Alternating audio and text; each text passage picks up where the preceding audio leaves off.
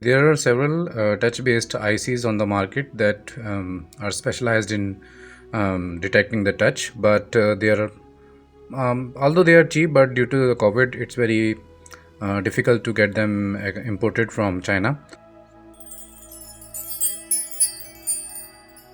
From my previous experience working with electronics, I just thought of this idea, a very poor man's touch sensor, and the good thing about this is I can scale it up to as many inputs as I want, because it's very hard sometimes to implement hardware based switches in electronics. So I just made these two lights touch switches, which are the proof of concept. And if I click here, so without touching the wire, I can detect the touch. And if I click on the other button,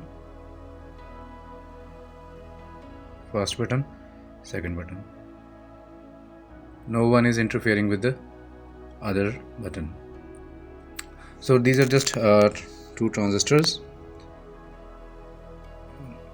NPN and PNP transistor, and on the back of this paper there is nothing, just two wires attached to these